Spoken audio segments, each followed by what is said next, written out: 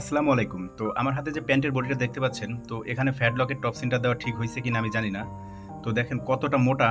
তো যখন আমি মোটা জায়গাগুলোর মধ্যে আসতেছি, তো আমার মেশিনের নিডেলটা কিন্তু খুলে যাচ্ছে। দেখেন, এই যে একটু লক্ষ্য করেন, নিডেলটা খুলে কিন্তু প্লেটের মধ্যে আটকায় গেছে। তো আমার প্লেটটা তো বাদ হইছেই। তো আরো একটা বডি আপনাদেরকে চালাই দেখাই। তো এই বডিটার মধ্যে যতগুলা পয়েন্ট আছে, তো প্রত্যেকটা পয়েন্টের কাছেই কিন্তু ২টা ৩টা করে স্কিপ পড়তেছে। তো উপর থেকে কিন্তু স্কিপগুলা দেখা যায় না। তো কি হয়, যখন আমরা সুতাটাকে টান দেই, টান দেওয়ার পরে কিন্তু আমাদের সেলাইটা পুরো বের হয়ে আসে। তো আমি বডিটা কমপ্লিট করে আপনাদেরকে দেখিয়ে দিচ্ছি যে আসলে মেন সমস্যাটা কি আর এই কাজটায় সমাধানটা কিভাবে আমরা করলাম। তো আরও একটা কথা, আপনি যদি এই চ্যানেলে নতুন হন তাহলে অবশ্যই চ্যানেলটিকে সাবস্ক্রাইব করবেন আর পাশে থাকা বেল বাটনটি বাজিয়ে অল নোটিফিকেশনটাকে চালু করে রাখবেন, কারণ আমি কিন্তু প্রতিনিয়ত আপনাদের জন্য নতুন নতুন এই ধরনের রানিং সমস্যার ভিডিও নিয়ে আসি। তো আরও একটা কথা বলি, ভিডিওটা ভালো লাগলে কিন্তু অবশ্যই একটা লাইক করে দিবেন। তো আপনারা অনেকেই আছেন যে ভিডিওটা দেখেন কিন্তু ভিডিওতে একটা লাইক করেন না। যদি আপনারা ভিডিওতে লাইক না করেন তাহলে আমরা কিভাবে বুঝবো যে আপনারা ভিডিওগুলো কি পছন্দ করতেছেন কিনা। তো ভিডিও যদি ভালো না লাগে তাহলে অবশ্যই ডিসলাইকও করতে পারেন। তো আমি বডিটাকে কমপ্লিট করে নিয়েছি। তো এখন আপনাদের একটু দেখাই। দেখেন, এই যে পকেটের কাছে যে পয়েন্টটা আছে, তো এই পয়েন্টের কাছে কিন্তু স্কিপ আসছে। তো এরপরে আরও একটা জায়গা দেখেন, তো এইখানটায়ও কিন্তু স্কিপ আসছে। তো যতগুলো পয়েন্ট আছে, তো প্রত্যেকটা পয়েন্টের কাছে ২টা ৩টা করে স্কিপ পড়তেছে। তো এরকম মোটা কাজের মধ্যে যদি দেখেন যে প্রতিটা পয়েন্টের মধ্যে স্কিপ আসতেছে, তাহলে আপনারা কিভাবে টাইমিংটা করবেন। তো আমি মেশিনের প্রেশার ফিট এবং ফিডডকটা খুলে নিচ্ছি। তো সামনের ফিডডকটা না খুলেও কিন্তু আপনারা টাইমিং করতে পারবেন। তো আমি দেখানোর সুবিধার্থেই শুধুমাত্র ফিডডকটা খুললাম। তো এখানে একটু লক্ষ্য করেন, আমরা কিন্তু বাইরের নিডেল লাগিয়ে তারপরে কিন্তু এই টপসিনটা দিচ্ছিলাম। তো এখানে অ্যাবোরিনটা একটু লক্ষ্য করেন। তো আমার কিন্তু মেশিনের অ্যাবোরিনটা অনেক হার্ড হয়ে আছে।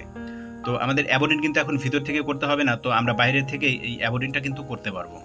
তো আমাদের মেশিনে কি টাইমিং করা আছে, প্রথমে আমরা সেই টাইমিংটা দেখব। তো আপনারা এখানে লক্ষ্য করেন, আমাদের যে সামনে নিডেল গার্ডারটা আছে, এই নিডেল গার্ডারের সঙ্গে কিন্তু আমাদের নিডেলটা ধাক্কা খেয়ে তারপরে কিন্তু উঠতেছে। তো এরপরে অ্যাবোরিনটাও কিন্তু অনেক হার্ড আছে।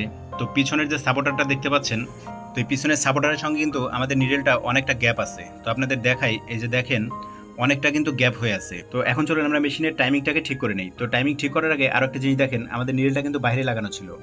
তো আমি মোটা কাজটা করার জন্য আমরা নিডেলটা দিয়েছি মিডিলে। তো এক নিডেলে টপসিন দিতে গেলে যদি মোটা কাজ হয়, তো সেক্ষেত্রে মিডিলে নিডেলটা লাগালে অনেকটাই সুবিধা হবে। তো আমাদের এই মেশিনে কিন্তু অ্যাবোরিনটা অনেক হার্ড ছিল। তো আপনারা দেখতে পাচ্ছেন, লোপারটাকে যদি সামনে দিয়ে আমি এই স্ক্রুটাকে টাইট দেই, তাহলে কি হবে, আমাদের অ্যাবোরিনটা আরো হার্ড হবে। আর লোপারটা যদি পিছনের দিকে ধাক্কা দিয়ে তারপর নাটটাকে টাইট করি, তাহলে আমাদের অ্যাবোরিনটা নর্মাল হবে। তো আমার এখন এই মেশিনে কিন্তু অ্যাবোরিনটা নর্মাল করতে হবে, যাতে করে লোপারের ঘাড়ের উপরে একটু কম পড়ে।